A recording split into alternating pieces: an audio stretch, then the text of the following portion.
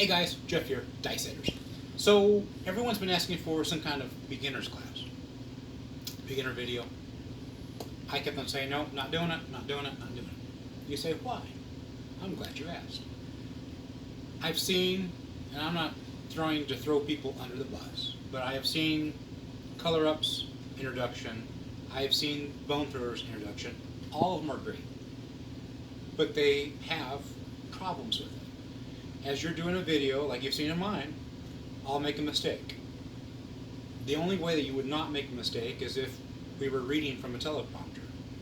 Truly, the game is just so vast, so many things to think of, so many things, different strategies, there's no possible way that you could get it right without asking opinions, because even some of the rules that I know, they change if you were in a different state, which I don't understand why.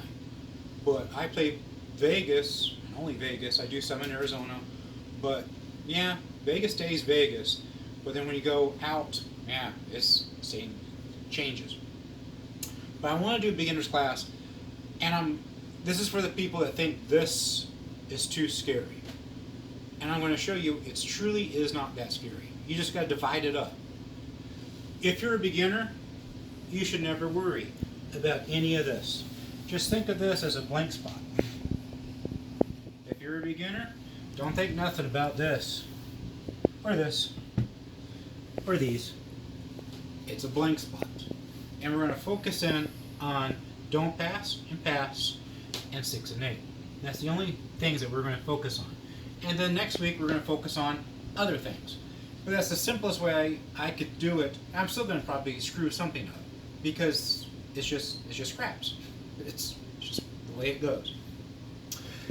This Saturday, July the 23rd, at 10:30 in Phoenix. This Saturday, Wild Horse Pass. I will be there throwing some dice.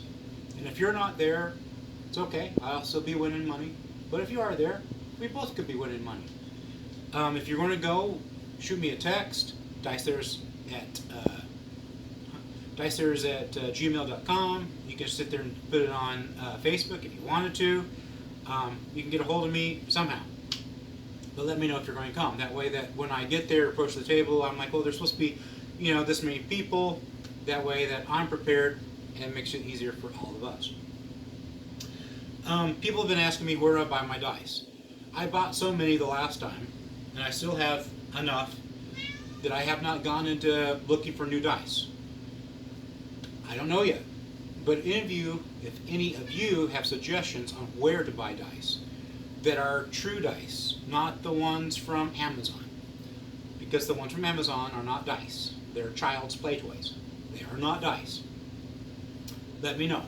I'd be very, very interested in it.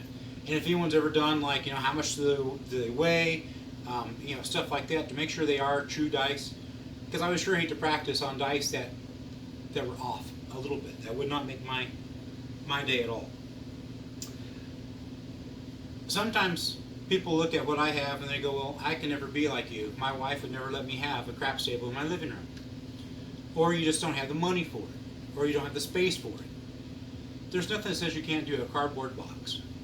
A cardboard box with the right padding, have it at the right angle, you can sit there and pitch it in there. Even on Amazon, talking about Amazon, they even have a little pitch.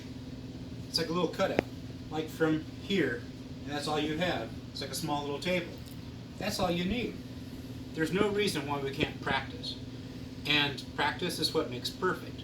If you look at some of the famous dice setters that they are out there, two come to mind. I won't tell you their names, but both of them practiced for 6 months before they stepped foot in the casino. I practiced for 2 months before I set foot in the casino. Why the difference? I couldn't take it any longer. I had to know whether or not my table was correct or not. So I had to sit there and say, I'm going to try out this table to see if my table is close. But even if your table isn't quite close, the bounciness is off or whatever, it's still practicing. It's still practicing your technique, practicing the same mechanic, the same everything, always, over and over. That's all we want to do. We want practice makes perfect. Practice always, same thing, over and over again. That's just my thoughts. I have $100 here. 25, 50, 75, 10 ones, 15. We are going to be playing at a $15 table. The reason why I chose a $15 table is because some of you guys don't have the luxury that I have of playing at Ellis Island, where it is only a $5 table. Unless you get there super late in the middle of the night, which is around 1 or 2, they do up to 10. So we'll make this a $15 table. Here is your don't pass and your pass. If you're the shooter, you have to be on one. There are some casinos that will let you play on both. I have played on both. But again, it just depends upon the casino, whether or not they'll let you play on both. If you're in a dice tournament, a craps tournament, I can guarantee you they will not let you play on both, one or the other. And this purpose, we're going to be sitting there playing on the pass, and we're going to be putting $15 on it. Because we love our dealers so much, we're going to put $1 right there for the dealers. Again, you're a beginner. One hand to hold the dice. This is not Yahtzee. One hand. Doesn't matter which hand, but one hand. You don't have to dice set your first time. You really don't. You can do whatever makes you comfortable. Because if you're comfortable doing it, I know for sure that it's going to be done better than if you're afraid of doing something. One person sat there, and I'm just rambling on. One person sat there and threw a message at me about being confident when you go to a craps table. It has to be like Mike Tyson. Mike Tyson was always, I'm going to kick you and you're going down, and that's the end of it. And every single time he would. Until he bit someone's ear off, but we won't talk about that. But when you go to the craps table, it should be, I am going to win. It shouldn't be, oh, I might. It should be, I will. I can. I will. That's the kind of mentality we've got to have. The reason why is because our mechanics come from our mentality. Same thing. So if you're off on one, you're going to be off on the other. We have to make sure that we are prepared to enter this game. We're going to win. And if we don't win, at least we had fun. As long as we didn't lose too much. I'm going to be doing a inline all 7. And basically I'm going to sit there and just pick it up and toss it. That's all I'm going to do. You can either do it this way, which would be inline, which it will take one roll this way and one roll that way for you to get a hard way. Or you could just do a hard way set. The only problem is you could end up throwing a 7 if you're not careful. So we'll go ahead and throw a 7, and our hopes is we're throwing a 7, we shouldn't have a 7. We're not worrying about anything else. We're just worried about the pass line and the don't. In fact, I'm not even going to talk about the don't. I'm just going to talk about the pass. Right now, just the pass, because that's what we're interested in. The pass line and the 6 and 8. Inline throw, you can use either hand you want to. Left hand, right hand, it doesn't matter. Just as long as both dice hit the back of the table. And they did that. We have a 6.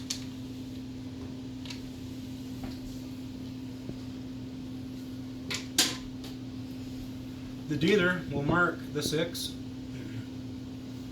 I'll put a white chip on there just to demonstrate that we did roll a 6 and that we do know that we rolled a 6. So here's the thing that we have. We have 6 or 8. Well, being that we already landed on the 6, we're going to put our money on the 8. The 6 and 8, you have to do 3 units, and 3 units is $6 total. 6 times 3, which is what we have here. If you were to put that here, which we're not talking about right now, you would not put the 1s on there. You just put the 5s on there. But since we're on the 6 or the 8, they are all in increments of 6. So that's why we're doing 3 1s and 3 5s. Our object now is to roll either a 6 or an 8. Everything else, it doesn't really matter. We really don't want that ugly 7. Some people are superstitious that you shouldn't even say 7 as you're rolling, that you actually might roll a 7 by saying 7. I myself, I don't really care. If you're going to roll a 7, you're going to roll a 7. It's going to be 11.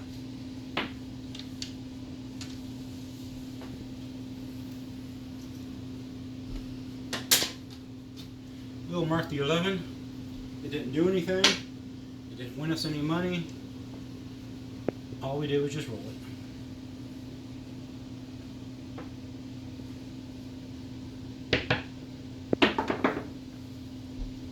Midnight.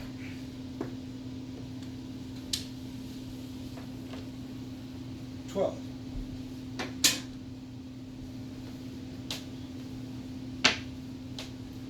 Nothing happens. Everything's fine and dandy.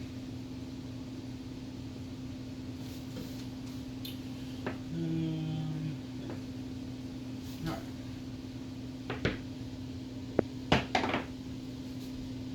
Your 11.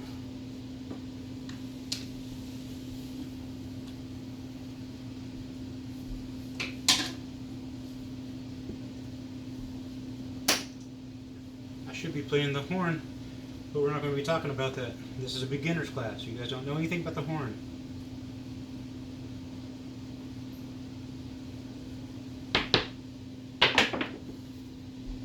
Midnight.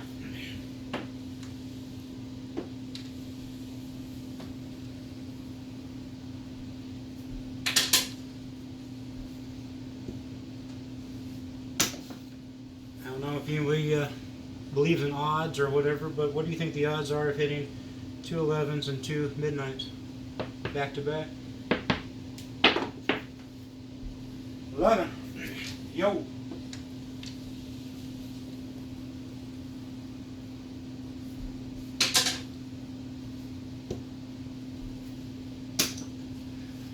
Shall we try for a midnight? Yeah, let's try for a midnight.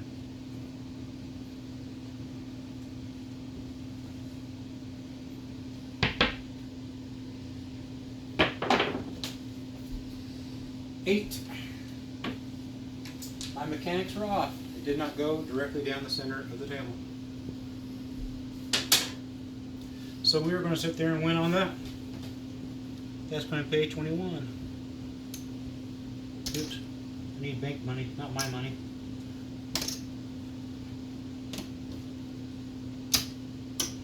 At this point, we can sit there and pull it or continue. I'm going to sit there and pull it. You're a beginner, and we want to get as much money as possible. So now the only money we have is just for the 6 here, and if we get the 6, the dealer will get $1 as well. We'll actually get $2. $1 that they'll give themselves and $1 from what you gave them.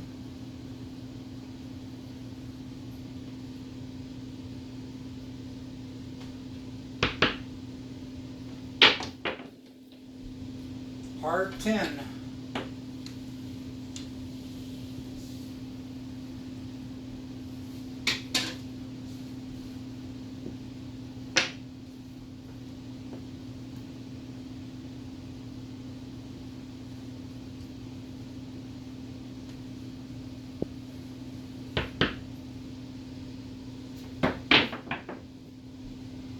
$9.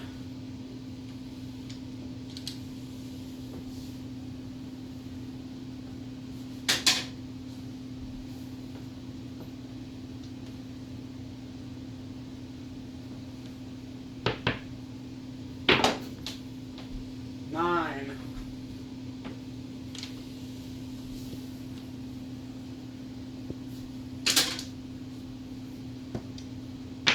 Still looking for that 6.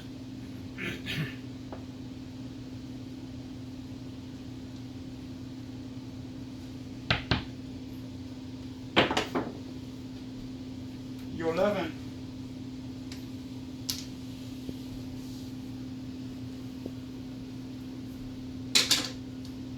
If you notice, my throws are nothing incredible. They're just basic. Anybody can do this.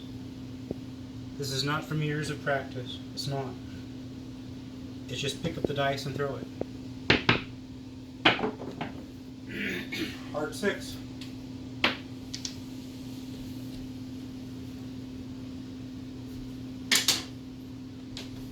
The dealer will turn your puck off. We'll add one more chip that we rolled a 6. We're going to sit there and win 15. The dealer will take their $1. They'll add another $1. and then they'll put that in their little special box. And that's for when they go home, they can bring back some money. That is the end of our turn. We'll count up to see how bad we did. We start off with 100. That's 25, 30, 35. 135. 1, 2, 3, 4. This is amazing right here. 5, 6, 7, 8, 9, 10. 10 rolls, no 7. Lots of midnights and lots of 11s. Pretty incredible. And simple. Absolutely simple. You don't have to keep it the same all the time. I have 4 and 3 on the top. And then you just kind of mess with it till you have 7 there. I will be in Vegas, not this Saturday, but the following Saturday. I'll be there Friday, Saturday. Yeah, Friday and Saturday. If anybody wants to sit there and do, throw or whatever, I'm there. Just sit there and contact me on email or Facebook, and I'm there. Not a problem there. Make sure I have all my notes done. I think I do. Yep, I do. We're all good. Like, share, subscribe. I am trying my hardest to get past 1,000. I'm asking you. I'm begging you. Please, if you're not a subscriber, please subscribe. It costs you absolutely nothing. And it does me tremendous amounts of favors because it shows that I have a lot of subscribers. But if you don't like this kind of content, then don't do that. But if you like this content, show your support. Put a subscribe up there. I promise I won't make you buy anything. Nothing. Just subscribe. And if you never watch another one, that's fine with me too. But just subscribe. Be awesome. Thanks, guys. Have a good one.